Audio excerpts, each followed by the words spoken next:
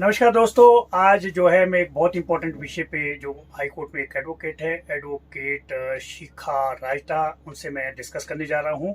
ये जो विषय है वो है ट्रांसफर ऑफ एम्प्लॉयज़, और एम्प्लॉयज़ में भी वो सेक्शन जो ट्राइबल और हार्ड एरिया में पोस्टेड होता है, उससे रिलेटेड क्या है ट्रांसफ़र पॉलिसी, और क्या यूजुअली जो है अगर मान लीजिए उस ट्रांसफ़र पॉलिसी के मुताबिक उनकी पोस्टिंग या ट्रांसफ़र नहीं होती है, जो भी कोई स्टिपुलेशन उसमें है, तो उनके पास क्या रेमेडी रहती है। तो चलिए over to Shikha Rajda. Thank you very much. नमस्कार, मेरा नाम शिखा राजदा है। मैं high court of Himachal Pradesh में प्रैक्टिस करती हूँ। ओके, तो शिखा आप कब से है हाई कोर्ट में? मैं सर 2011 से। ओके, तो हाँ जी। चलिए आज जो मैं आपका टॉपिक आपको जैसे पता ही है वो है एम्प्लॉयज़ की ट्रांसफ़र पॉलिसी से रिलेटेड है। मैं आपसे हाँ उस जी। बारे में कुछ डिस्कस करना चाहता हूँ। तो ये आप बता सकते हैं कि ये ट्रांसफ़र पॉलिसी कब बनी है और कब से ये एप्लीकेबल है? ये सर ट्रांसफर पॉलिसी 10 जुलाई 2013 की है। ओके, हाँ जी। क्या नाम है उसका ट्रांसफ़र पॉलिसी का? Comprehensive guiding principles 2013 for regulating the transfer of state government employees. Okay, very good Shikha. तो इसमें जो है मैं आपसे जो जिस बारे में पूछने जा रहा हूँ हाँ वो जी है सर। इनफैक्ट जो हार्ड और ट्राइबल एरिया में लोग होते हैं, पोस्टेड होते हैं एम्प्लॉयज़, उनसे रिलेटेड है।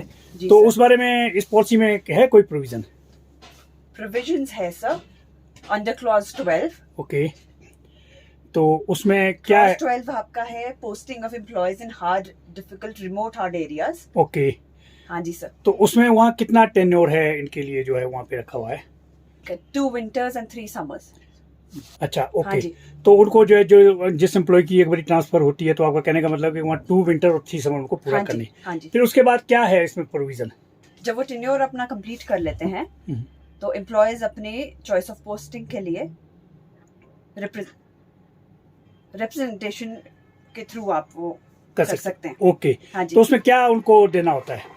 As per the policy employees को अपनी choice of posting 5 place of posting वो देनी होती उनको देने होते हैं। उनको ओके, देनी होती है। हाँ जी, ओके, रिप्रेजेंटेशन में। ओके। हाँ जी। तो ये आप ये बता सकते हैं कि मान लीजिए उनने रिप्रेजेंटेशन दे दी है हाँ जी। और उनके जो है फिर भी ट्रांसफर नहीं हुआ, उनकी प्लेस ऑफ जो चॉइस है उस वहाँ पे उनकी ट्रांसफर नहीं करते डिपार्टमेंट, हाँ जी। तो उनके पास क्या रेमेडी रह जाती है? उनके पास सर कोर्ट की रेमेडी रह जाती है। ओके, हाँ जी।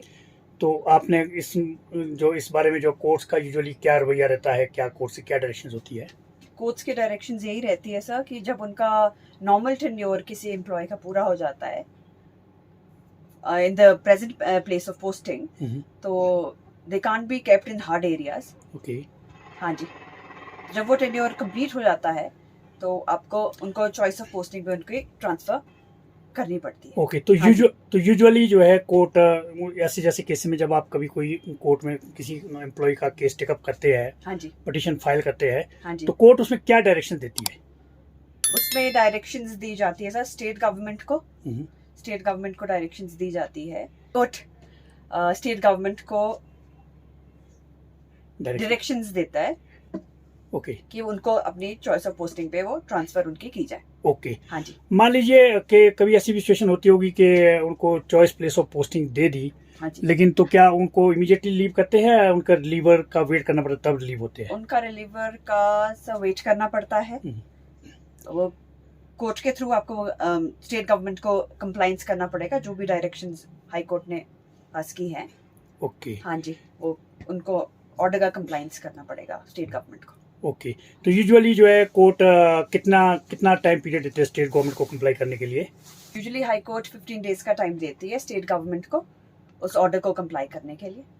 ओके। हाँ तो जी। क्या ऐसा भी होता है कि स्टेट गवर्नमेंट को कंप्लायंस रिपोर्ट जो है ऑनरेबल हाई कोर्ट के सामने पेश करनी पड़ती है, देनी पड़ती है? हाँ जी सर, देनी पड़ती है। उसके लिए जो है हाई कोर्ट कोई डेट देता है कि इस पीरियड से? हाई कोर्ट डेट देता है। ओके, हाँ जी, with thank in you. A week और सो। ओके, हाँ जी। Thank you very much Shikha for giving such a nice information. Thank you, I sir. Hope कि लोगों को इसका आई बहुत होप बेनिफिट ये उनको अच्छा लगे। Yes. Thank you so much. Thank you. Okay, bye bye, God bless. तो आशा करता हूँ दोस्तों आपको ये वीडियो आई होगी बहुत पसंद, ये इन्फॉर्मेशन आपको लगी होगी बहुत यूज़फुल।